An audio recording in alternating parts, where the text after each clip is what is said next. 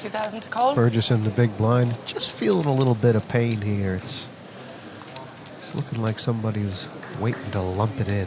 Pass. You know, it reminds me when I was a kid, all my friends were outside playing out in the street and my mum wouldn't let me go out and play. It's like that, you know, you want to get in and play. You want to give me an opportunity. You know, I know I can play with these people, but I need a few chips to play. And he's kind of handcuffed right now. 5,500.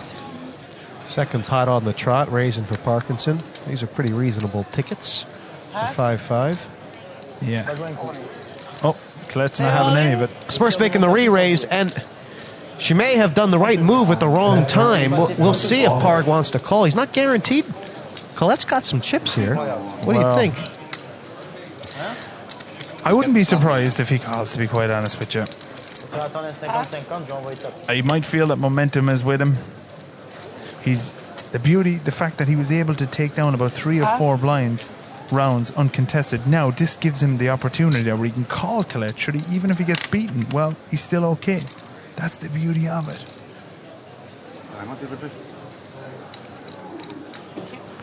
I understand what Smurf was doing here. She knows that Parg has been at it at some point, and she's trying to put a stop to it. And he's called. Yeah, he has called.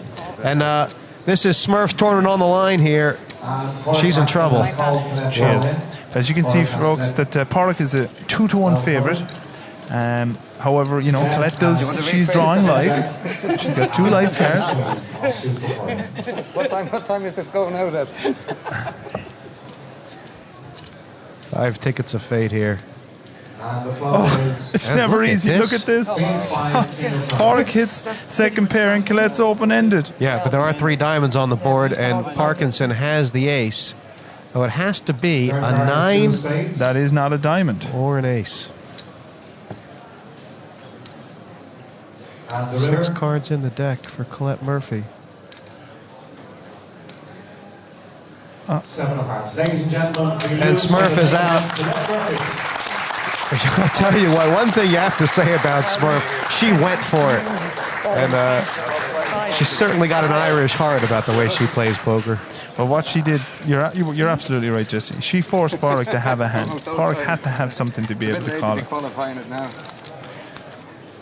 And, for Parkinson, that pickup is actually going to put him in, geez, a very dangerous position. He's got chips. They're feeding the monster. They're feeding this monster. This guy is one of the best in the game.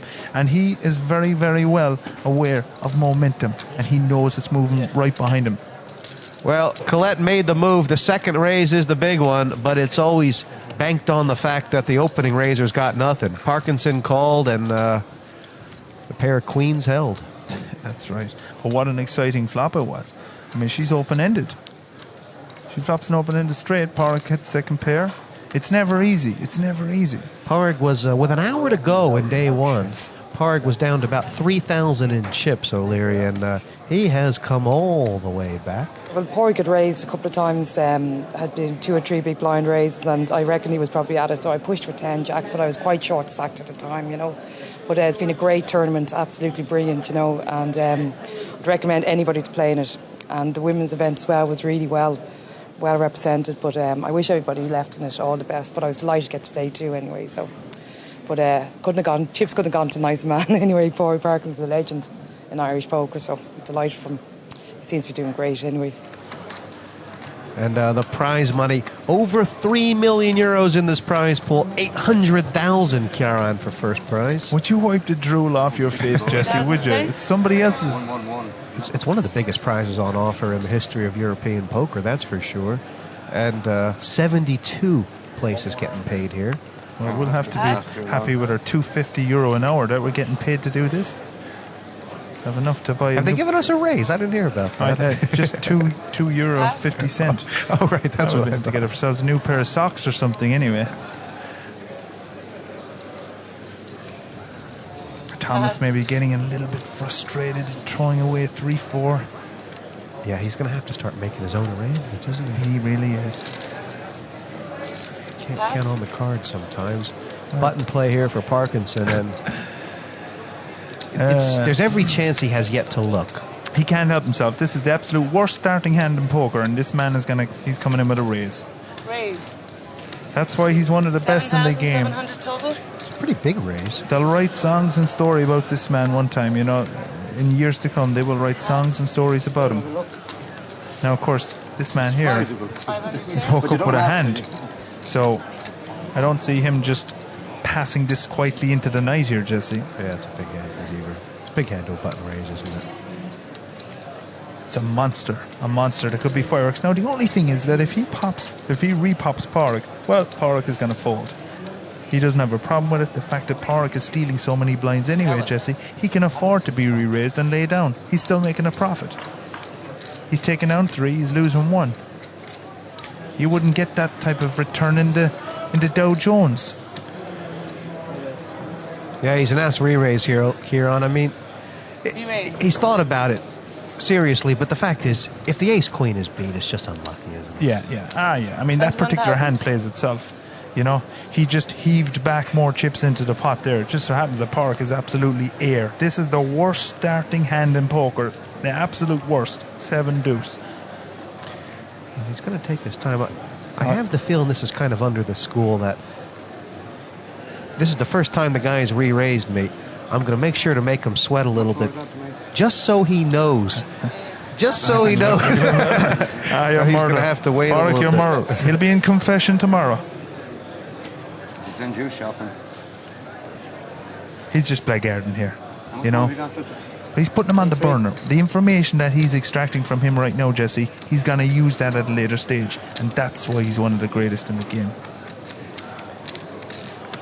I think here that, I mean, it's also part of that. Just in case Heaver's making a move here, he wants him to know that if he wants to be making this move, he's going to have to sit in the sweat box for at least a couple minutes. You know, it's like Cool Hand Luke, night in the box. That's what you have to do if you want to make a move. Yeah.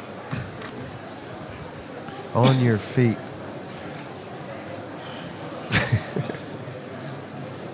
Pádraig, your murder. Huh?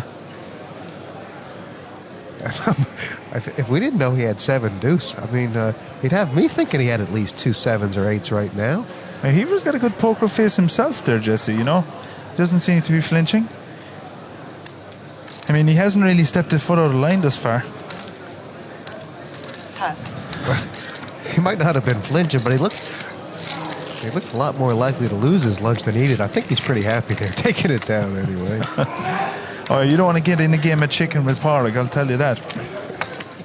Well, a new player at this table, Kieran Irishman in the 1 seat, and Tony Collins. I'm not sure what he means by this, but he's been very careful to point out on his bio that even though he's living in Cork, he's not from there. Well, I spoke with Tony earlier on. It's funny, this guy came up and introduced himself to me, and his wife, Miriam Shannon, is one of my best mates when I was growing up in Cork. So there you go, what a small world. So I'll be rooting for this guy.